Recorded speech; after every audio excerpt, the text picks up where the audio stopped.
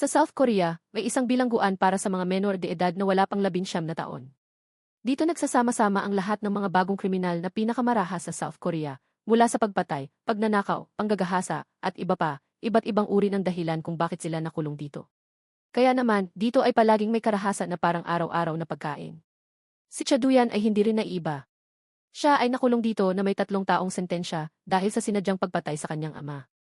Sa lugar na ito, sinubukan niyang magtiis sa harap ng mga salbaheng ito. Kahit ano pa ang gawin nila, sumusunod siya ng walang dahilan. Ngunit ngayon, wala na ang dahilan para magtiis pa siya. Kaya't sa pagkakataong ito, ipapakita niya sa kanila kung ano talaga ang kanyang tunay na kalikasan. Ang katotohanan, ang karahasan ay isang pang-araw-araw na pagkain na hindi maaaring mawala. Nabubuhay at lumalaki ako araw-araw sa mga palo mula sa taong tinatawag kong ama. Para sa akin, ang karahasan ay parang paghinga, napakapamilyar. Kahit na akala ko ay nakatakas na ako sa takot mula sa aking ama, ang iba pang mga ama sa bilangguan ay patuloy na umaatake. Ito ang pinakamahabang panahon para sa akin, ang mga araw sa bilangguan. Sa panahong iyon, halos hindi ko na makilala ang sarili ko. Ang mga salbaheng iyon ay nagguhit ng isang bilog sa mukha ko at ginamit ang gitnang punto bilang sentro. Ito ang mga kalokohan nila. Nang makita kong ang barya ay paputok diretso sa mukha ko, labis akong natakot. Sabi ko, sandali lang, tama na ang karaniwang pambubugbog mo. Kailangan pa ba talaga itong gawin ng ganito? Masaya siyang sumagot, ano ba yan? Ngayon ka lang nagsimulang magreklamo ng pera. Hindi ba sinabi mo na kailangan mo ng pera? Ang lalaking may malaking mukha at peklat na ito ay si Kim Song-ho na nakulong dahil sa kasong sexual assault at may 2 taong sentensya. Sinabi niya, simula nang pumasok ka dito, ginagawa mo lahat para lang sa pera. Mula sa paglinis ng niebe para kumita ng 300 ihi, pag-init ng sapatos para sa 100 ihi, hanggang sa pagiging alagang hayop araw-araw para sa 200 ihi, nabuhay ka na parang aso. Hindi ba sinabi mo na ang layunin mo ay kumita ng higit sa 5 milyon ihi? Nang marinig ang 500 ihi, napahiya si Chaduyan ngunit pumayag. Gagawin ko, sabi niya. Nangyari ito habang nilalapit ni Kim Song-ho ang sarili niya. Sabi ni Chaduyan, ipikit mo ang mga mata mo dahil baka lumabas ang mga mata mo. Masakit lalo na kapag tumama ito, haha. Biglang naputol ang goma ng tirante at ang barya ay lumipad pataas. Hindi lang iyon, tumama ito ng malakas sa pinto ng banyo, tumalbog sa pader, at nahulog sa inidoro. Napainis si Kim Song-ho at nagsabi, anak ng ina, may iba pa ba kayong goma? Sagot ng isa pa, bihira ang goma dito. Sabi ni Chaduyan, swerte mo talaga. Bigla siyang nagising at natuwa, ngunit hindi pa siya nakangiti nang sabihin ni Kim Song-ho, ano ba yan, gago? Hindi mo nakukunin ang pera mo? Agad na tumakbo si Chaduyan papunta sa inidoro, nagmamadali. Bulong niya, salamat kuya. Ngunit mumiti ang isa pang lalaki ng masama at sinabi, hindi, kung palagi mo lang kakainin yan, wala nang saya. Kunin mo gamit ang bibig mo para may palabas tayo. Nag-alinlangan si Chaduyan habang nakatingin sa barya sa ilalim. Ang mga tao sa silid ay sabik na sabik at nakangiti ng may kasiyahan. Sabi nila ay ang pangit nito. Kahapon lang ay naipit pa ito kaya siguradong mabaho ito. Hindi na nagdalawang isip si Chaduyan, ibinaba ang mukha sa inidoro at kinuha ang barya. Wala na siyang mawawala, wala nang dangal. Nakita ng mga tao ang eksenang iyon at napahiya sila, grabe, ang asim nito. Kakakain ko lang ang tae, ang baho. Matapos ang ilang sandali, nahanap din niya ito at ipinikit ang bibig niya sa barya. Isang alamat. Isang alamat dahil sa 500 ihi, ibebenta pa niya ang kanyang kaluluwa. Naiisip ni Chaduyan, 500 ufi lang. Sa 500 ihi na iyon, kumita na ako ng 5,000 ihi sa nakalipas na panahon, mga gago. Ngunit sinabi ng isang kasama, kuya, tapos na ang swerte mo. Masaya si Kim Song-ho at sinabi, hindi pa ito tapos. Tingnan natin. Sabi ni Chaduyan, marami pa akong mga suntok dito sa ilalim. Kumuha ka lang at tamasahin mo, walang makikipag-away sayo. Tumawa sila at umalis. Ang tanging narinig ay ang usapan, si Chaduyan ay sobrang tapang. Kahit maliit ang pera, handa niyang isuko ang pagiging tao. Grabe talaga siya, gago. Si Chaduyan ay mabigat ang mga hakbang palabas. Tulad nila, pumasok siya dahil sa kasong sinadyang pagpatay. Ako si Chaduyan na may 3 taong sentensya dahil sa sinadyang pagpatay. Sa paligid, masaya pa rin ang mga tao ni Kim Song-ho. Tumatawa sila ng malakas. Si Kim Song-ho ay naglalakad habang sinasabi, ano ba ang halaga ng pagpatay o pananakit kung may pera? Nagtanong ang isa, bakit kaya si Chaduyan ay parang baliw na para lang sa pera? May utang ba siya? Sa parehong oras, may narinig na tawag mula sa gwardiya, Chaduyan, may bisita ka sa pintuan ng 7,199. Naging mas masigla si Chaduyan. Bisita. Ang dahilan kung bakit ako naghahanap ng pera ay ito. Ang bisita ay isang batang babae na may magandang mukha. Nakakunot ang noo niya at sinabi, ano ka ba? Bakit ganito ang kalahati ng mukha mo? Ha, hindi ka ba nakakain o nakakainom ng maayos sa bilangguan na ito? O baka naman binugbog ka ng mga tao dito? Sa harap ng sunod-sunod na tanong mula sa babae, si Chaduyong ay nag-aatubiling sumagot. Hindi naman ganoon, sagot niya. Ang babaeng ito ay si Gino, ang childhood friend ko, dagdag ng babae. Tanga ka, sinabi ko na ang pinakamahalagang bagay ay ang maagap na pagkilos, pero bakit mo panilusob ang sarili mo gamit ang chopsticks sa mata mo? Hindi alam ni Chaduyong kung paano ipaliwanag ito sa kanya sa oras na iyon at siya rin ang nag-iisang bumisita sa akin ng bigla. Nagtanong si Chaduyong, bakit palagi kang pumupunta dito para bisitahin ako? Sayang ang gasto sa paglalakbay. Narinig iyon, biglang tumayo ang babae na galit, mukha niyang parang leon at sumigaw, ano, sinasabi mo ba na mali ako? Tinuturo niya ang garapon ng pera at bumaba ang boses, ipaliwanag mo, ano ang pera na ito? Saan mo nakuha ang perang ito para ipadala sa akin? Kahit wala akong mga magulang, may dignidad din ako at tinuruan akong huwag tumanggap ng pera na hindi malinaw ang pinagmulan. Nagulat si Chaduyong, nakabuka ang bibig, ha? Bakit mo ito dinala dito? Sagot ng babae nang walang pakundangan dahil sa pangako ko sa'yo. Naalala mo ba? Nangako tayo na sabay tayong lalabas pagkatapos ng high school. Kaya pakinggan mo ito ng mabuti, ang perang ito ay kikitain ko at aalagaan para sa ating dalawa. Ang tungkulin mo ay alagaan ang iyong kalusugan ng mabuti, naiintindihan mo ba? Ikaw ang nag-iisang mahal ko at palaging ganoon. Nang sabihin niya ito, biglang sinabi ni Teacher 1, tapos na ang oras ng pagbisita. Sinubukan pang magsalita ng babae, alam mo ba? Basta isipin mo na lang ang araw na makalabas ka na, huwag mo nang gawin ang mga walang kwentang bagay na iyon. Pangako mo ha. Mula sa likod ng salamin ng bilangguan, si Chaduyong ay nagtaas ng kamay bilang bati at mumiti ng may pagmamahal habang nakikita ang kanyang anino na lumalayo. Umupo si Chaduyong ng malungkot, naguguluhan ang isip. Bigla niyang naisip ang pangako at bumalik ang mga alaala ng araw na iyon sa ospital. Hindi siya tumigil sa paghingi ng paumanhin kay Gino, talagang pasensya na, Gino. Pasensya na, tatay. Hindi dahil sa taong iyon kaya naging ganito ako. Sa oras na iyon, puno ng sugat ang katawan ng babae mula ulo hanggang paa, nanginginig siya. Ano? Pasensya. Galit na sinabi ng babae habang pinipilit si Chaduyong sa pader, nilalaro mo ba ako? Hindi ito ang oras para mag-alala sa iba. Ang tatay mo ay nasa malalim na koma dahil sa paso na ginawa mo. Kung hindi siya magising, siguradong hindi ka papayagang makalabas ng pulis. Malungkot na sagot ni Chaduyong, walang problema. Kung titingnan ang pang-aabuso sa akin ng pamilya mula noon, baka mabawasan ang parusa ko lang. At sa huli, dumating ang araw ng hatol. Inihayag ng hukuman na si Chaduyong ay makukulong ng 3 taon. Ano? Ilang beses na akong binugbog at inaabuso ng tatay ko sa buong panahon, pero ako ang nakakulong dahil sa isang beses lang na hindi ko kinaya. Ang araw na pumasok siya sa bilangguan ay ang pinakamalungkot na araw sa buhay niya. Ngunit ang childhood friend niya ang naging inspirasyon para magpursige araw-araw at makalabas agad sa impyernong ito. Sinabihan siya noon, alagaan mo ang sarili mo at kung may mga bastos na tao namang aapi sa'yo, sabihin mo sa akin, ha? Naiintindihan mo ba? Pangako mo. Hindi siya sumagot pero nangako siya. Ang totoo, kahit nasa loob ka na, kung gagawa ka pa ng mga krimen, tataas pa ang parusa. Pero sa halip na magbago, dumami pa ang mga nagkakasala. Kaya 3 taon lang ang kailangan kong tiisin at babalik ako sa realidad. Habang hawak-hawak ang litrato at pinagmamasdan, lumapit ang mga tulisan sa kwarto, nakangiti ng may pang-iinsulto, ang ganda pala. Nagulat si Chaduyong at mabilis na itinago ang litrato. Dahil sa malabo niyang kilos, lalo pang na-curious si Kim Song-ho. Tinanong niya, girlfriend mo ba yan? Sagot ni Chaduyong ng pilit, hindi. Magkaibigan lang kami. Tumawa si Kim Song-ho ng masaya, kaya pala one-sided love, haha. Tapos seryoso na siya, taas noo at malakas ang boses, ibigay mo dito, tingnan ko. Medyo natakot si Chaduyong pero mahigpit niyang hinawakan ang litrato, hindi pwede. Hindi ko pwedeng ibigay sa'yo. Dagdag ni Kim Song-ho, sige nga, ibigay mo dito. Chaduyong, ngayon ka lang nagrebelde. Matagal na rin hindi ka nabigyan ng palo, ha? Para turuan ka ulit ng mga disiplina. Pagkatapos ng sinabi niya, biglang inihampas niya ang kamay sa mukha ni Chaduyong. Habang abala, may narinig na boses, may bagong tao sa kwarto 36. Huminto si Kim Song-ho at nagulat, bagong tao. Hindi naman ako nakarinig ng anuman. Unti-unting lumitaw ang anino ng isang tulisan. Ngunit ang 2 gwardiya ay nagbabala sa bagong dating, makipagtulungan ka, huwag mag-away. Bantayan kita palagi. Nang dumating siya, agad na nakilala ni Kim Song-ho at sumigaw, nakakagulat. Kilala ko na ang taong ito, siya ang pumatay ng 7 tao sa aming lugar. Nagulat ang mga kasama sa kwarto, ha? Pumatay siya ng 7 tao. Grabe. Ang pangalan ng bagong dating ay Mado na pinarusahan ng 2 taong kulungan. Ito ang pinakamataas na parusa para sa mga menor de edad. Biglang naging napakatensyonado ang lugar, pati si Chaduyong ay nagulat. Iniisip niya, pumatay siya ng 7 tao. Sa puntong ito, lahat ng atensyon ay nakatuon sa bagong dating. Lumapit si Kim Song-ho at sinabi, "Huwag kang matakot, mga duwag lang yan. Gawa lang ng mabilis. 7 buhay lang naman, wala pa ring gaanong halaga. Wala namang masyadong ipinagyayabang, lalo na't walang matuwid dito. Na hindi na pagbintangan ng pagpatay, pero natatakot sa serial killer na ito. Ah, talagang walang katwiran, tingnan mo nga ang mga linya sa mukha. Na ito na puno ng kasamaan, haha.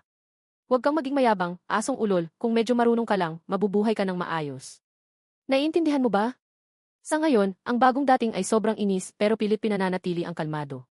May gusto sana siyang sabihin pero naisip niya ulit at hindi na nagdagdag ng salita at lumingon palayo. Ang pagwawalang bahala niya ay ikinainis ni Kim Song-ho. Siya ay gumiti ng mapanganib at sinabi, "Haha, medyo kulang ka sa kagandahang loob." Nang matapos ang sinabi niya, biglang umatake si Kim Song-ho mula sa likod at tinadyakan siya. Pero hindi basta-basta ang taong ito, kahit na tinamaan, napakamabilis at liksi niya kaya naiiwasan niya ang suntok. Naging gulo ito sa lugar, lahat ay nagulat at naston. Si Kim Song-ho ay nagalit, kinagat ang kanyang mga ngipin at naiinis na naiiwasan siya. Si Chaduyan ay medyo na-impress sa taong ito. Iniisip niya, kakaiba talaga, kaya pala 7 tao na ang napatay niya, medyo malupit siya. Pero bakit ganito ang kilos niya? Sa ikalawang suntok, hindi siya umiiwas o lumalaban, kaya nahilo siya at nahiga sa likod. Si Chaduyan ay naston at hindi makapaniwala. Baliw ba itong tao? Sunod-sunod na suntok ni Kim Song-ho ang dumaan, mabilis at walang tigil. Habang sinisigawan niya ang asong patay na ito, hindi mo ba alam ang langit at lupa? Ako ang boss ng lugar na ito, kahit bulag ka, dapat kilala mo ako, gago. Patay ka na, dito sa lugar na ito, lahat ng tao ay may kasaysayan ng pagpatay, panggagahasa, paggamit ng droga, at iba pa. Akala mo ba dahil nakapatay ka ng 7 tao, astig ka na? Lahat sila ay nasa ilalim ko, ako ang pinakamalakas dito, gets mo ba? At ang ganitong kalokohan ay nangyayari pa, kaya hindi makapaniwala ang mga tao. Akala nila siya ang mananalo, pero hindi lang siya natalo, pinahirapan pa siya ni Kim Song-ho na parang aso, hanggang sa hindi na siya makilala ng mga ninuno. Hindi ito inaasahan ng mga tao sa paligid. Tunay na hindi mo alam ang buhay, hindi siya basta-basta sumuko o pinahirapan. Pagkatapos ng suntukan, ilang araw siyang nabuhay sa kahihiyan, hindi makabangon, pinahirapan, at ginawang alipin ni Kim Song-ho. Pinukpok siya sa ulo ni Kim Song-ho at sinabi, "Hey, dun sa kabila, magdala ka ng tubig dito, bilisan mo, gago." Ang totoo, ang bagong tao ay hindi lang isang trabaho ang ginagawa, kundi lahat ng gawain para sa kanila. Kapag may mali, agad siyang sinuntok. Kahit ang isang tanga ay hindi tatanggap ng ganito, pero swerte siya dahil sa kanya, hindi ako gaanong naghirap, hihi. Pagkatapos ng mahabang araw, unti-unting dumilim ang gabi. Sa kwartong ito, lahat ay mahimbing na natutulog, maliban kay Chaduyan at sa bagong tao na hindi makatulog dahil sa pag-aalala. Biglang tanong ni Chaduyan, "Bakit parang lasing ka ba?" Para mapasaya ang masamang boss na ito, ano ba naman ang problema? Medyo walang katwiran ang sinabi, pero ang boss na nasa sulok ay parang hari o presidente dito. Ang malinaw, pagpasok mo dito, kailangan mo lang manahimik at sumunod sa utos niya. Huwag kang magmadali hanggat hindi mo pa kaya labanan sila. Mula bukas, maunawaan mo ito. Narinig ito ni Madu at sinabi, "Talaga bang kontento ka sa buhay na alipin?" Naisip ni Chaduyan at naguluhan, "Ha? Sabi mo?" Iniisip niya na nagbibigay siya ng payo, pero ang gago ay nagtatanong ng kalokohan. "Oh, ganun ba? Pero tama naman siya, dapat ba akong mabuhay na alipin? Kailangan kong mabuhay at tiisin ang kahihiyan hanggang matapos ang aking sentensya at makalabas dito." Kinabukasan ng umaga, sa isang kalye malapit sa kulungan, ang kabayo ni Chaduyan ay naghihintay sa berdeng ilaw sa bangketa. Sa labas, patuloy ang paghulog ng nyebe. Siya ay malamig at nag-iisa, sabi niya, ang lamig ngayon. Nalungkot siya habang iniisip si Chaduyan na sobrang payat na. Kailangan ko siyang pakainin ng marami para gumaling. Kahit hindi niya sinabi, alam niya na mahirap mabuhay doon dahil sa ugali ni Chaduyan. Sa ganitong mga pagkakataon, kailangan niyang kumain ng maayos. Ang baon na ito ay hindi malaki, pero sigurado siyang matutuwa si Chaduyan. Habang iniisip niya ito, ang ilaw para sa mga pedestrian ay naging berde. Mabilis siyang tumawid sa kalsada. Bigla, isang sasakyan ang tumawid sa pulang ilaw at mabilis na dumaan sa kalsada, parang multo sa bilis. Nang napagtanto niya, ang sasakyan ay malapit na sa kanya. Hindi na siya nakapag-react, tinamaan siya ng sasakyan. Si Chaduyan ay lasing pa at hindi alam ang nangyayari. Ang babae naman ay nahulog at nawala ng malay. Ang mga pagkain na inihanda para sa taong pinakamamahal ay hindi pa naibibigay. Marahil ang sasakyan ay tumakas pagkatapos ng aksidente. Naiwan ang babae na nakahiga sa malamig na panahon ng taglamig. At nang sumikat na ang araw, nagsimula ang bagong araw. Maagang umaga, tinawag ng biglaan si Chaduyan ni Teacher Wan para makipag-usap sa labas. Nag-alala siya at sinabi, "Ikinalulungkot ko, Chaduyan." Nang marinig ito, may masamang pakiramdam siya. Anong nangyari? Dahan-dahang sinabi ni Teacher Wan, "May aksidente sa trapiko sa kanto sa harap ng kulungan ngayong umaga. Ang gusto kong sabihin ay ang babaeng nasaktan ay ang madalas bumisita sa iyo." Nang marinig ito, parang bumagsak ang mundo kay Chaduyan. Nawalan siya ng malay sa pagkabigla. Naupo siya ng malungkot sa loob ng kwarto. Dahil sa kakaibang kilos niya, medyo naiinis ang bagong tao. Gumawa ng paunti-unti. Bagong 7 na ang napatay, pero wala pa rin gaanong nangyari. Ang pakitang tao ay wala pa rin, lalo na't walang matuwid dito. Na hindi na pagbintangan ng pagpatay, pero natatakot pa rin sa serial killer na ito. Ah, talagang walang kwenta, tingnan mo ang mga linya ng mukha na ito, haha. Huwag kang maging mayabang, bobo, kung marunong kang magpakumbaba, mabubuhay kang payapa. Naiintindihan mo ba? Sa ngayon, ang newbie ay sobrang galit pero sinusubukang manatiling kalmado. May gusto siyang sabihin pero sa huli ay hindi na nagsalita at lumingon palayo. Ang pagkiling niya ay nagdulot ng inis kay Kim Song-ho. Ngumiti siya ng mapanganib, sabi niya, haha. Medyo kulang ka sa kagandahang loob, bobo. Pagkatapos niyang magsalita, bumili si Kim Song-ho at sinuntok siya mula sa likuran. Pero si Love, hindi basta-basta, kahit na tinamaan, mabilis siyang nakaiwas sa suntok. Ito ay nagulo ang katahimikan dito, lahat ay nagulat at nanlumo. Si Kim Song-ho ay nagalit, kinagat ang mga ngipin, iniisip kung paano siya nakaiwas. Si Chu Duyang ay na-impress din sa taong ito. Iniisip niya nakakaiba siya, kaya hindi nakapagtataka na nakapatay siya ng 7. Medyo astig siya. Pero ano ba itong kalokohan na ito? Sa pangalawang suntok, hindi siya umiiwas o sumasalba. Ang suntok ay nagdulot sa kanya ng pagdudugo sa bibig at nahulog siya paharap. Si Chu Duyang ay nanlumo, hindi makapaniwala. Ano ba ito? Nagsimula na ba siyang mabaliw? Sumunod ang sunod-sunod na sipa ni Kim Song-ho, mabilis at walang tigil sa newbie. Habang sinisipa siya, patuloy niyang sinisigaw ang mga mura. Hindi mo ba alam ang langit at lupa? Ako ang boss ng kwartong ito. Kahit bulag ka, dapat kilala mo ako, bobo. Patayin mo na ang sarili mo, dito sa kwartong ito, lahat ay may kasaysayan ng pagpatay, panggagahasa, droga, suntukan. Akala mo ba astig ka dahil nakapatay ka ng 7? Lahat sila ay nasa ilalim ko. Ako ang pinakamalakas dito, naiintindihan mo ba? At kahit ganito ang kalokohan, nangyari pa rin ito, kaya hindi makapaniwala ang mga tao.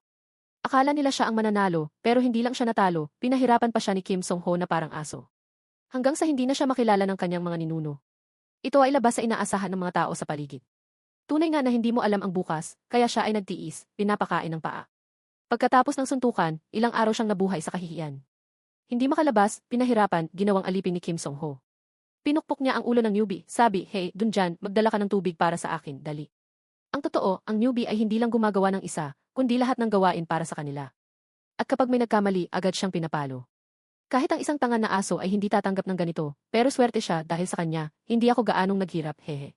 Pagkatapos ng mahabang araw, unti-unting bumagsak ang gabi. Sa kwartong ito, lahat ay mahimbing ang tulog. Si Chu Duyang at ang newbie lang ang hindi makatulog. Bigla, tinanong ni Chu Duyang, bakit ka parang lasing? Para mapasaya ang bobo na leader na ito, ano ba naman? Medyo walang kwenta ang tanong, pero ang leader na nasa sulok ay parang hari o presidente dito. Natural lang na pagpasok mo dito, kailangan mo lang manahimik at sumunod sa kanya. Huwag kang magmadali kung hindi mo pa kayang labanan sila. Simula bukas, maunawaan mo ito. Narinig ito, si Mako ay nagsabi, talaga bang kontento ka sa buhay na alipin? Narinig ito, si Chu Duyang ay nag-isip at nalito. Sabi niya, ha? Sa isip niya, nagbibigay siya ng payo pero ang bobo ay nagtatanong ng kalokohan. Ah, ako ba? Pero tama naman siya, gusto ko bang mabuhay bilang alipin? Kailangan kong mabuhay at tiisin ang kahihiyan hanggang matapos ang aking termino at makalabas dito. Kinabukasan, sa isang kalye malapit sa bilangguan, ang childhood friend niya ay nakatayo sa tabi ng kalsada, naghihintay ng green light. Sa labas, patuloy ang pag-ulan ng niyebe. Malungkot at nag-iisa, sabi niya, ang lamig ngayon. Nalulungkot siya sa iniisip tungkol sa kanya, si Chu Duyang, na sobrang payat na. Kailangan ko siyang alagaan ng mabuti. Kahit hindi niya sinabi, alam niya na mahirap mabuhay si Chu Duyang doon. Sa mga ganitong pagkakataon, kailangan niyang kumain ng maayos. Ang baon na ito ay hindi malaki, pero sigurado siyang matutuwa siya. Habang iniisip niya ito, nagbago ang ilaw ng pedestrian sa berde. Mabilis siyang tumawid sa kabilang kalsada. Bigla, isang sasakyan ang tumawid sa pulang ilaw, mabilis na tumakbo sa kalsada na parang multo. Nang napagtanto niya, malapit na ang sasakyan sa kanya. Hindi na siya nakapag-react, tinamaan siya ng sasakyan. Si Chu Duyang ay lasing pa rin at hindi alam ang nangyayari. Ang babae naman ay nahulog sa lupa, walang malay. Ang mga piraso ng pagkain na inihanda para sa taong pinakamamahal ay hindi pa naibibigay. Marahil ang sasakyan ay tumakas pagkatapos ng aksidente. Naiwan ang babae na nakahandusa sa malamig na panahon ng taglamig. At nang sumikat ang araw, nagsimula ang bagong araw. Maaga pa lang, tinawag si Chu Duyang ng biglaan ni Teacher No isa para mag-usap sa labas. Nag-aalala siya, pasensya na, Chu Duyang. Naramdaman niya na may masamang balita. Tama ba? Ano ang nangyari? Dahan-dahan na sagot ni Teacher No isa, may aksidente sa trapiko sa intersection sa harap ng bilangguan kaninang umaga. Ang gusto kong sabihin ay ang babaeng nasugatan ay ang madalas bumisita sa iyo. Nang marinig ito, parang bumagsak ang buong mundo sa harap ni Chu Duyang. Nawalan siya ng malay sa sobrang lungkot. Naupo siya sa loob ng kwarto, nalugmok sa kalungkutan. Ang newbie ay medyo nagtataka sa kakaibang kilos niya. Tao gamit ang kung ano ang mayroon ka, isang beses pa, dapat maging matatag. Noon, hindi ko man lang matapang na tumingin ng diretsyo sa mata ng taong iyon, sobrang kinatatakutan ko ang taong ito. Sabi ni Cha, kailangan mong maging mas malakas hanggang sa isang araw ay magkakaroon ka ng totoo na ito sa iyong katawan. At sa araw na iyon ay makakamit mo ang lahat ng iyong ninanais. Iyon din ang tanging lugar kung saan maaari kong ilabas ang lahat ng aking galit. Ang totoo na iyon, ang mga matang laging namumugto ng lahi na iyon ay ang mga bagay na labis kong kinamumuhian. Bumalik tayo sa realidad. Maraming mga bantay ng bilangguan ang lumapit dahil sa malakas na ingay. Isang bantay ang nagsabi, "Diyos ko, anong ginagawa ninyo mga bata?" Biglang napalawak ang kanilang mga mata sa pagkabigla, hindi makapaniwala sa nangyayari sa kanilang harapan. Ano? Ano ba ang nangyayari dito? Sa harap nila ay mga bangkay na nakahiga sa sakit, at si Chaduyang marahil ang gumawa ng kabaliwan na ito. Bumalik tayo sa realidad. Maraming mga bantay ng bilangguan ang lumapit dahil sa malakas na ingay. Isang bantay ang nagsabi, "Diyos ko, anong ginagawa ninyo mga bata?" Biglang napalawak ang kanilang mga mata sa pagkabigla, hindi makapaniwala sa nangyayari sa kanilang harapan. Ano ba ang nangyayari dito? Sa harap nila ay mga bangkay na nakahiga sa sakit. At si Chaduyang marahil ang gumawa ng kabaliwan na ito. Ang bantay ay natakot at bulong, "Chaduyang, hindi. Hindi pwedeng ikaw ang gumawa ng lahat ng ito." Walang pag-aalinlangan, sagot ni Chaduyang, "Ako nga iyon, may problema ba? Ako ang gumawa nito." At pagkatapos ay pinarusahan niya ang sarili dahil sa kanyang mga maling kilos. Ngunit ang sakit ng pagkawala ng minamahal na babae ay hindi niya malimutan kailanman. Ganito siya, yakap ang larawan at tinitingnan ito ng may sakit. Ang malungkot na mga mata ni Siting, ang lahat ay mga magagandang alaala na lang. Hindi alam kung gaano katagal ang lumipas, ngunit ayaw pa rin tanggapin ni Chaduyang ang katotohanan ito.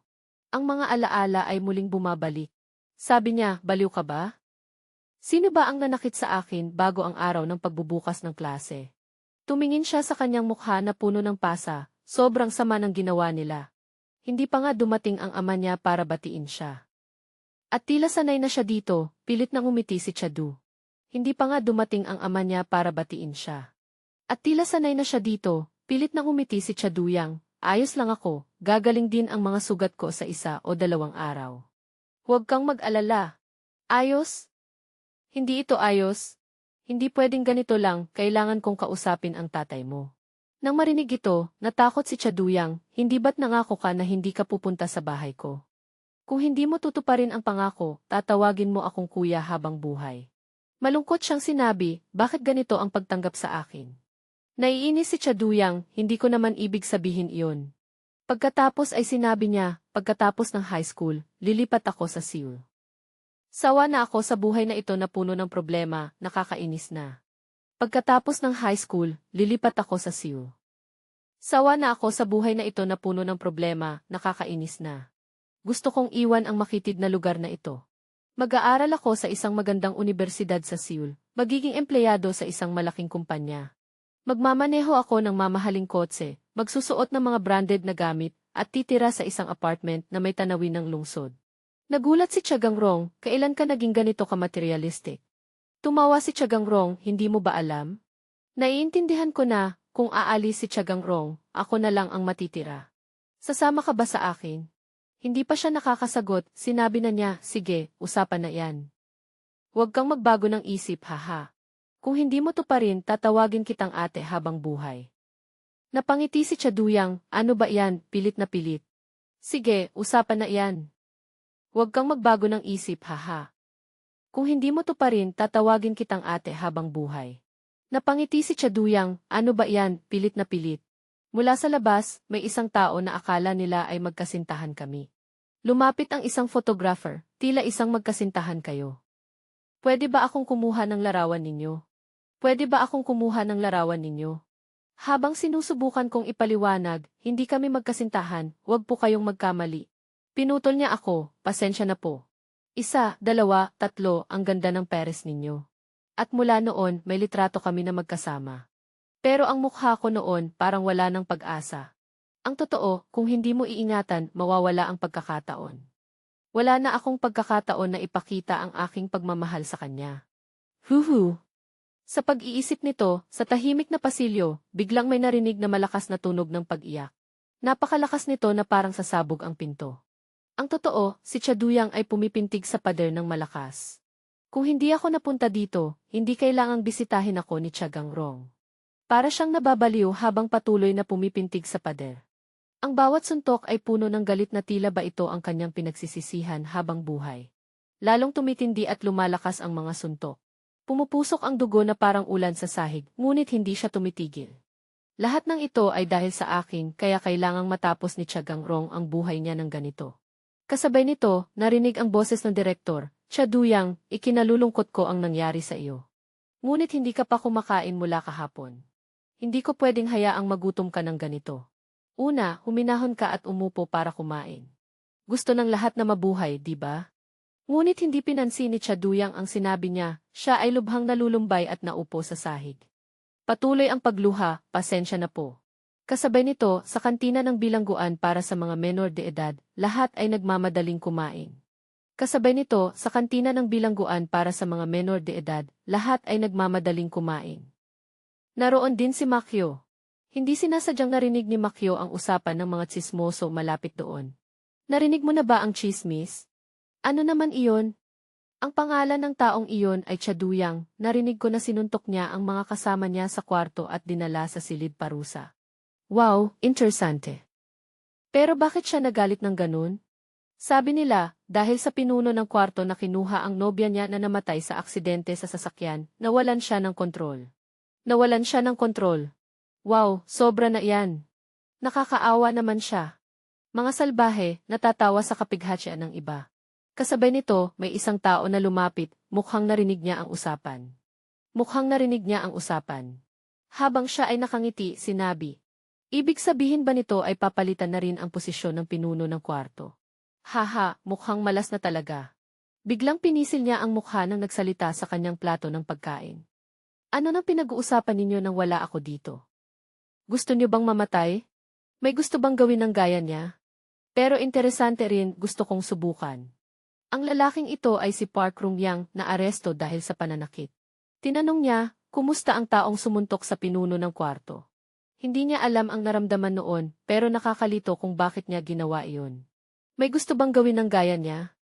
Ang banta niya ay nagpanginig sa lahat, sino ba ang tanga na magtatangkang sumubo? Tumawa ang lahat, hindi, syempre hindi, walang lakas ng loob na lumaban sa kanya. Walang lakas ng loob na lumaban sa kanya. Ang tanging hindi nagsalita ay ang taong pinisil ang mukha sa plato. Nakita ni Park Rung-yang na lumapit at bumulong, huli, ikaw, ayos ka lang ba? Ang mukha niya ay puno ng pagkain at sinabing, pasensya na, Park Rung-yang, nagsalita ako ng hindi dapat. Ang mukha niya ay puno ng pagkain at sinabing, pasensya na, Park Rung-yang, nagsalita ako ng hindi dapat. Tawa siya, sige, ang pangalan niya ay Chaduyang, tama ba? Isang linggo ang lumipas, sa wakas ay nakabalik si Chaduyang sa kanyang kwarto. Ang boses ng bantay ay narinig. Chaduyang, ang pinuno ng kwarto na sinuntok mo ay nasa ospital pa rin. Sa kasalukuyang kalagayan mo, papayagan ka naming lumabas pagkatapos ng isang linggo. Kaya huwag ka nang gumawa ng gulo. Narinig ni Kiithi ang anunsyo at medyo nalungkot, kailan kaya ang aking pagkakataon? Sa oras na ito, si Chaduyang ay naglalakad pabalik sa kanyang lugar. Sa isang magandang balita, dapat ay masaya siya, bakit siya malungkot ng ganito? Ngunit si Kiithi ay tahimik na iniisip na ang batang iyon ay hayagang lumalaban sa pinuno ng kwarto. Hindi basta-basta papayagan ng mga tao sa kwartong ito na makalusot ng madali, hindi ba? Hindi basta-basta papayagan ng mga tao sa kwartong ito na makalusot ng madali, hindi ba? Pagkatapos ay lumapit ang mga kasama sa kwarto ng malapit sa kanya, si Chaduyang, ang pangalang iyon. Ngunit ang sorpresa ay nasa likuran pa, bigla silang nagbago ng 180 degrees at lumingon para magkunwaring mabait. Kumusta na? Mukhang gumaling ka na, siguro marami kang pinagdaanan, di ba? At ganoon na lang, bumaba sila sa ilalim at nagtanong ng iba kaysa dati. Parang naging ibang tao sila, ang kwarto ng parusa ay tiyak nakakilakilabot, di ba? Ngayon maaari ka nang magpahinga ng komportable, hayaan mo akong pahiran ang likod mo ng ulan. Duyang, siguro uhaw ka na, kumuha ka ng tubig para sa kanya. dali, at iba pang mga pabulong na salita mula sa mga nagpapanggap na mabait na mga bata. Nakita ang eksenang ito, si Katie ay may dagdag na mga bagay na nais isulat sa kanyang sariling talaan. Parang may natutunan siya, sa paaralan pinapahalagahan nila ang kalusugan, kalagayan ng mga magulang, panlabas na anyo, mga marka. At iba pang mga bagay, ngunit sa bilangguan ng mga menor de edad na ito, lakas ang lahat, ang mas malakas ang siyang mananalo. Apanggap na mabait na mga bata. Nakita ang eksenang ito, si Katie ay may dagdag na mga bagay na nais isulat sa kanyang sariling talaan. Parang may natutunan siya, sa paaralan pinapahalagahan nila ang kalusugan, kalagayan ng mga magulang, panlabas na anyo, mga marka. At iba pang mga bagay, ngunit sa bilangguan ng mga menor de edad na ito, lakas ang lahat, ang mas malakas ang siyang mananalo. Pagkaraan ng ilang sandali sa palaruan ng bilangguan ng mga menor de edad, mukhang talagang hilig ni Katie ang pagsusulat ng talaan, kaya palagi siyang may daladalang kwaderno upang isulat ang mga kawili-wiling bagay kahit saan man siya pumunta. Kaya palagi siyang may daladalang kwaderno upang isulat ang mga kawili-wiling bagay kahit saan man siya pumunta. Biglang may sumigaw si Chaduyang, "Ay Katie, bakit mo ginawa iyon?" Si Katie ay nagulat at nagtaka, "Ano? Ano ang ginawa ko?" Ang bida ay nagpatuloy, "Noong araw na iyon, habang sinusubukan kong patayin ang pinuno ng kwarto, ikaw ang pumigil sa akin. Pinatay mo ang 7 tao dito, kaya bakit mo ako pinigilan? Hindi ko talaga maintindihan kung bakit mo ginawa iyon." Nang marinig ito, ang mga alaala ni Katie ay naging malungkot muli. Iyon marahil ang pinakamasamang araw para sa kanya, sa silid-aralan na iyon ay pinatay niya ang kanyang mga kaklase. "Ikaw ang pumigil sa akin. Pinatay mo ang 7 tao dito. Kaya bakit mo ako pinigilan? Hindi ko talaga maintindihan kung bakit mo ginawa iyon." Nang marinig ito, ang mga alaala ni Katie ay naging malungkot muli, iyon marahil ang pinakamasamang araw para sa kanya. Sa silid-aralan na iyon ay pinatay niya ang kanyang mga kaklase. Bakit nga ba?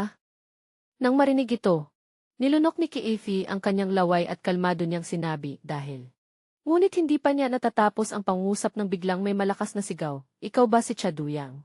Pagkatapos ay tumayo ang isang tao sa pintuan at patuloy na nagsabi, "Anong klaseng tao ka ba? Mukhang mas mahina ka kaysa sa inaakala ko. Paano mo mapagtatagumpayan si Kim Sung-ho?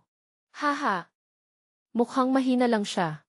Nang sabihin ito, ang mukha niya ay naging masama at sinabing, "Siya, ano ba yan? Bakit mo ginawa iyon?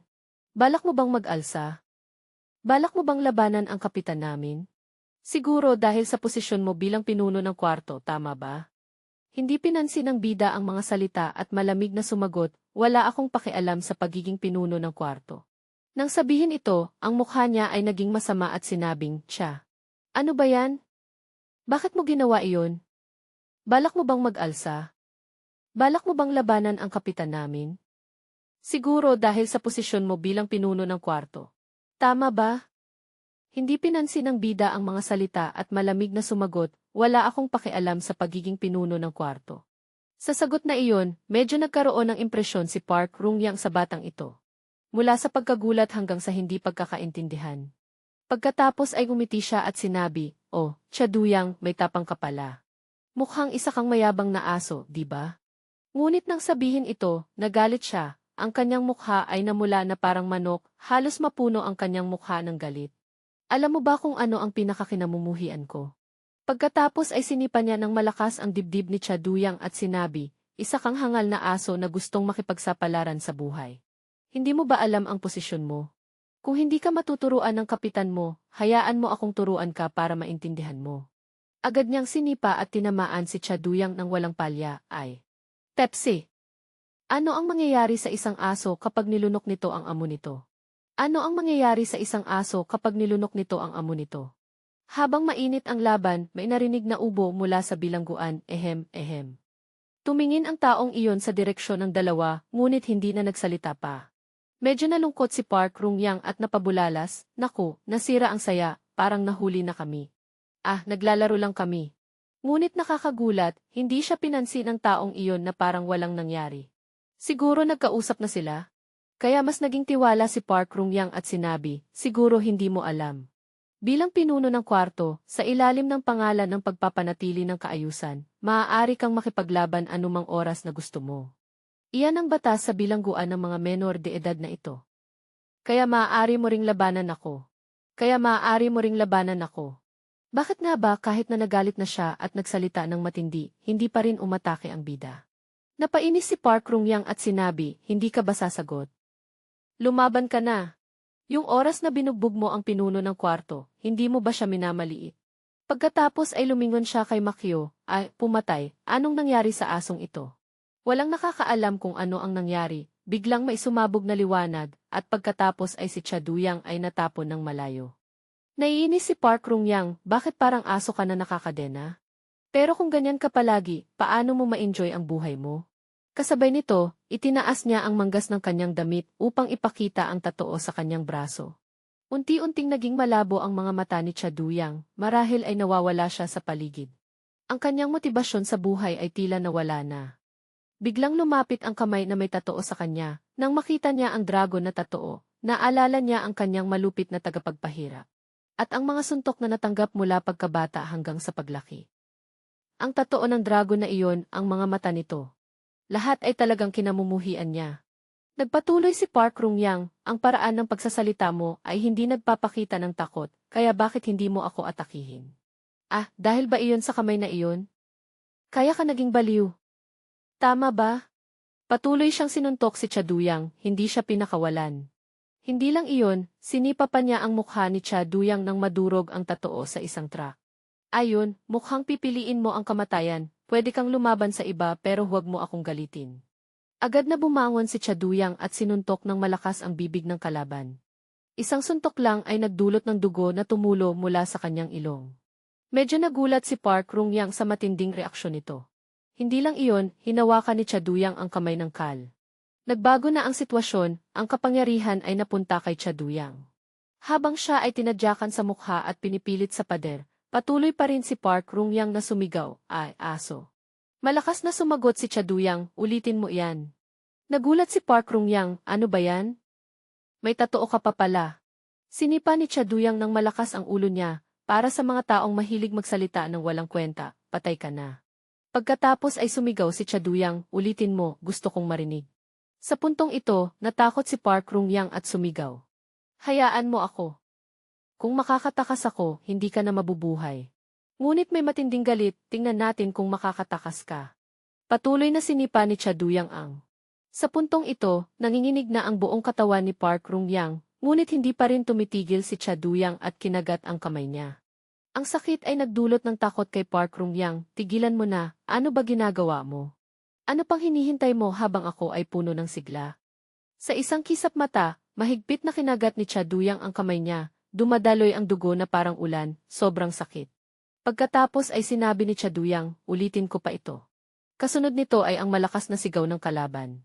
Sa puntong ito, tila nabaliw na si Chaduyang, hindi siya titigil sa pagtadyak sa mukha ng kalaban, ulitin.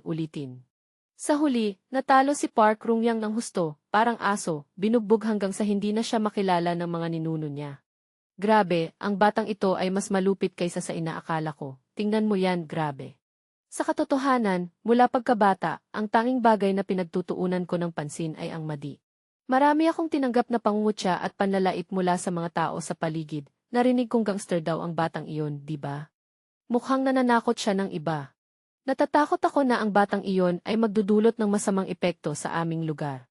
Kaya naman natutunan kong panatilihing kalmado ang aking isipan dahil kapag mainit ang ulo, parang lagnat na iyon. Ang pagiging kalmado ang pinakamainam na magagawa ko.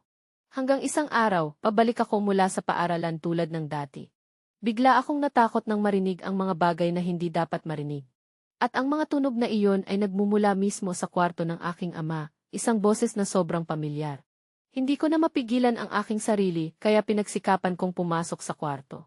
Ang ama kong matapang ay sumagot, "Oh, anak ko, dumating ka sa tamang oras." Sa harap ko ay isang gulo, marahil ay nagkaroon ng isang away. Ang lahat ay parang isang gubat. At ang taong mahal ko ang naging biktima. Bakit hindi siya nakinig sa akin? Sinabi ko sa kanya na huwag nang pumunta. Sabi ng aking ama, "Ito ba ang girlfriend mo?" Anak, sobra kang mainit ang ulo. Pumasok ka sa bahay ng iba at nagsalita ng mga hindi magagandang salita. At nangyari pa na sinabi niya na kung lalapitan ko siya muli, hindi niya ito palalampasin. Nakakatawa, isang batang babae na hindi pa ganap ang pag-iisip ang nangahas na utusan ako. Haha, kung ganoon, mas mabuti para sa. Sobrang sakit ng loob ko, pero pinilit kong kalmahin ang sarili. Ito ang pinakamainam na magagawa ko sa oras na iyon. Tumingin muli ang aking ama at sinabi, sabihin mo sa kanya, kung marinig ko pa ang mga salitang iyon. Iyon ang huling pagkakataon na magsasalita siya. Ngunit sa araw na iyon, hindi ko na mapigilan ang aking sarili nang hawakan ko ang isang florera at pinukpok ito sa ulo niya. Sinaktan ko ang aking ama ng sobra, hanggang sa namaga ang kanyang mukha at napunta siya sa koma. Sinabi ng doktor na may posibilidad na magkaroon ng himala, kung hindi, mababa ang sansa niyang gumaling. Nangyari iyon, natuwa ako, tapos na ito, hindi na niya ako pahirapan pa. Bumalik sa kasalukuyan, matapos kong talunin si Gi Dongchan, napalibutan kami ng mga bilanggo upang saksihan ang pangyayari. Nagsimula silang mag-usap, ano nang nangyari? Hindi ba siya ang baliw na si Chaduyang? Kakaalis lang niya sa selda. Tapos nakipag-away na agad? Mukhang nagkamali na naman siya. Si Gi Dongchan ay tinamaan. Si Gi Dongchan ay tinamaan ng maraming suntok, ang kanyang braso ay nabali na halos lahat ng buto. At si Chaduyang naman ay hindi alam kung paano ipaliwanag ang nangyari. Kasabay noon, narinig ang anunsyo sa loudspeaker, tapos na ang oras ng ehersisyo, mga bilanggo, bumalik na sa inyong mga selda. Mabilis na umalis ang karamihan, ilang tao na lang ang naiwan.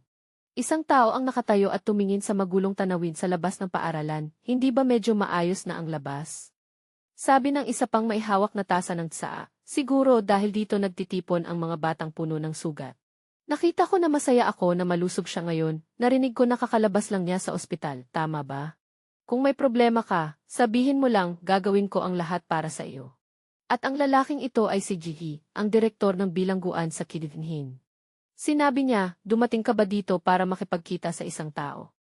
Ngunit ang lalaking nakatago ay ngumiti lamang at hindi sumagot. No direct translated content provided for this file in the given text. Mukhang nang matapos talunin ni Chaduyang ang isa pang kapitan, natakot ang lahat sa silid. Bawat isa ay puno ng takot. Napakatensyon ng hangin, walang sinuman ang nangahas magsalita. Samantala, si Yom ay patuloy na nagsusulat sa kanyang diary, mukhang hilig niya talaga ito. Akala ko ay kailangang mabuhay ako sa iisang silid kasama ang kakaibang tao na ito. Biglang may narinig na tinig, Chaduyang, lumabas ka, may bisita. Nang marinig ito, napuno ng takot ang mga mata ni Chaduyang, sino pa ba ang bibisita sa akin? Kasunod nito, sumunod si Chaduyang. Habang naglalakad, nagtaka siya, sino kaya ito? Sino ang bibisita sa akin? Iniwan ako ng aking ina noong bata pa siya, at ang mga kamag-anak ay matagal ng putol ang ugnayan, kaya sino ito? Ngunit mas nakakagulat pa, ang dinala sa kanya ay hindi tulad ng dati, ito ay sa opisina ng bilangguan. Nagtaka si Chaduyang kung bakit dito gaganapin ang pagkikita. Pagpasok niya, may isang boses na sumalubong, matagal na kitang hindi nakita, anak ko. Hindi makapaniwala si Chaduyang, ang bumisita ay ang kanyang ama, parang panaginip lang ito. Sinabi ng ama, masaya akong makita kang puno ng enerhiya. Nanginig si Chaduyang sa takot, hindi pwede. Ang lalaking iyon ay si Chagangrong, ama ni Chaduyang. Ang lalaking iyon ay si Chagangrong, ama ni Chaduyang. Hanggang ngayon, hindi pa rin makapaniwala si Chaduyang kung paano siya nakabangon. Lumapit ang direktor ng bilangguan at tinapik ang balikat ni Chaduyang, Hoho, bata, mukhang nagulat ka.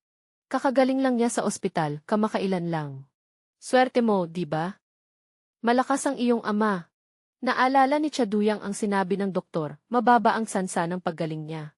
Sinabi ng doktor na maliit ang posibilidad, kaya paano nangyari ang himalang ito? Sabi ni Chagangrong, hindi mo pa ba matanggap ang katotohanan? Paano nangyari ito? Ako ang kanang kamay ng isang malaking organisasyon at nakabangon ako mula sa ganoong kalagayan. Kahit ang mga pulis ay wala nang magawa, pero nagawa ito ng aking anak. Nang bumukas ang aking mga mata, napagtanto kong nasa ospital ako, at alam mo ba, sobrang nasaktan ako. Sa puntong iyon, hindi na mapigilan ang kanyang mga luha, sige na, taos puso akong humihingi ng paumanhin sa iyo bilang isang gi. Ang taong ito ay talagang gustong bumisita sa anak na iyon, ngunit mahal niya ang anak na iyon. Kahit na medyo kakaiba ang paraan ng pagpapakita ng kanyang pagmamahal. Ngunit sa kasalukuyan, hindi siya makakatulong sa panganay. Kaya wala siyang ibang magagawa kundi patayin ang batang iyon. Ang batang iyon, malinaw pa rin sa kanyang alaala na tila ba nagdala ito ng pagkain para sa anak niya noong araw na iyon. Ngunit iyon din ang huling araw na nakita ng bata ang araw. Habang humihina, hindi tumigil ang bata sa paghingi ng tulong, pakiusap, iligtas mo ako, pakiusap po, iligtas mo ako. Ngunit nang makita niya ng malinaw ang tao, labis siyang naantig. Bakit parang nakita niya ang sarili niya? Hindi ba sinabi ng bata na mas mabuti nang walang isang taong tulad ko? Ito ang lahat ng dapat gawin ng isang ama para sa kanyang anak. Pagkatapos niyang magsalita, lumingon siya at umalis, dagdag pa niya. Kung iisipin, siguro hindi mo rin ito maintindihan. Dahil mula pa sa simula wala kang ama.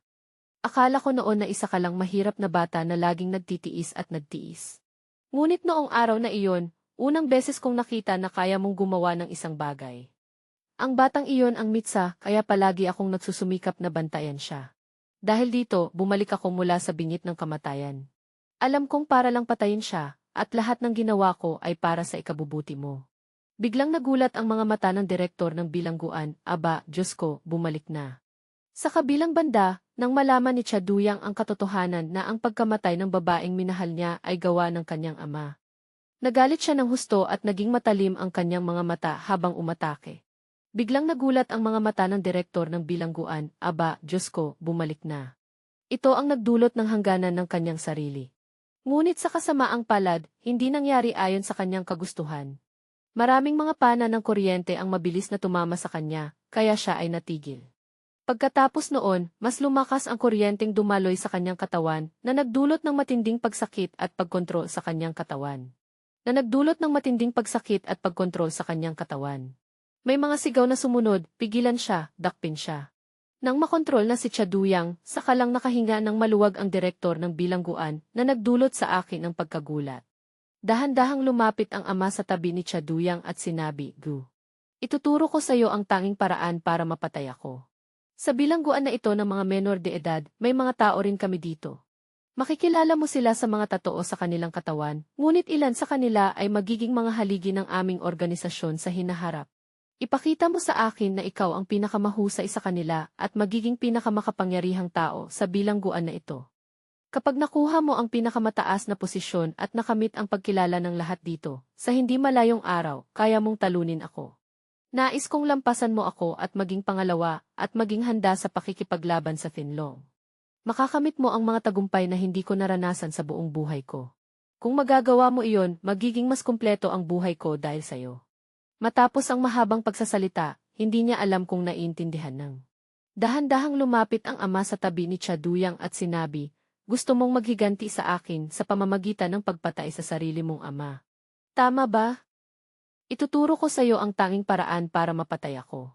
Ngumiti ang matandang direktor at sumagot, syempre, magtiwala ka lang sa akin. Biglang humina ang kuryente, kaya nagulat ang mga tauhan at nagulat na nagtatakbo, ano to? Ano to? Sa gitna ng kaguluhan, nagulat din ang direktor at malakas na nagtanong, ano ang nangyari? Muli ba? Si Chaduyang ay nanatiling kalmado sa kabila ng lahat. Sa kabilang banda, biglang lumabas ang lakas ni Chaduyang at naputol ang mga kable ng kuryente. Sa isip ni Chaduyang, huwag mo akong kausapin ng mga walang kwentang bagay dahil papatayin ko siya dito. Muling umatake si Chaduyang ng mas malakas kaysa dati. Ang kanyang mga mata ay puno ng determinasyon at galit. Nang makita ito ng mga tao sa paligid, natakot sila ng husto, ha? No additional translated content provided beyond file 49 segment. Sa isip niya, organisasyon, buhay ko, kontrol sa Finlong. Huwag mo akong kausapin ng mga kalokohan. Ngayon ang araw na mamamatay ka. Lumapit na ang kamay ni Chaduyang sa katawan ng taong nais niyang patayin. Bigla, may lumitaw na tao na gamit lamang ang kamay ay napigilan siya. Ang kamay ay humawak sa itaas ng ulo ni Chaduyang. Napakalakas ng lakas nito. Pagkatapos ay nagsalita siya, patawarin mo an. No clear corresponding segment found in the provided translation snippet. No clear corresponding segment found in the provided translation snippet. Nagulat ng husto ang iba pang mga tao sa paligid, halos mawalan ng malay at nagulat ng malaki. Ngunit si Chaduyang ay nanatiling kalmado at matatag. Sinabi pa niya, ang paglilingkod sa amo ay aking tungkulin. Ang lalaki ay mukhang malakas at matipuno. May malaking peklat na hugis krus malapit sa kaliwang mata na nagpapakita ng kanyang tapang. Sa kabilang banda, Patuloy pa rin si Chaduyang sa pakikipaglaban, unti-unting lumalakas ang kanyang mga paa. Nagulat ang lalaking may peklat sa lakas ni Chaduyang. Naisip niya, grabe, ano ito? Akala mo ba kaya mong labanan ang isa sa mga leader ng Finlong gamit ang mahi? No corresponding translated content provided in the given text. No corresponding translated content provided in the given text. Biglang lumapit ang Lolo Berto at sinabi, "Tanga kang anak, buksan mo ang mga mata mo at tingnan ang paligid." Tumingin si Chaduyang sa paligid. Napapalibutan siya ng dalawang grupo ng mga taong nakasuot ng itim, isang grupo ng mga taksil, at isang grupo mula sa organisasyong Finlong. Lahat sila ay may matinding aura. Sinabi ng ama, "Hindi mo ba naiintindihan? Hindi mo kailanman maaabot ako. Ang iyong walang ingat na kilos ay nagdudulot lang ng gulo. Ang tanging paraan para mapatay ako ay ang maging pinuno ng bilangguan na ito." Habang nagsasalita, tumingin siya ng hamak sa kanya. Sa puntong ito, kinagat ni Chaduyang ang kanyang mga labi, hindi pa niya kayang patayin siya agad.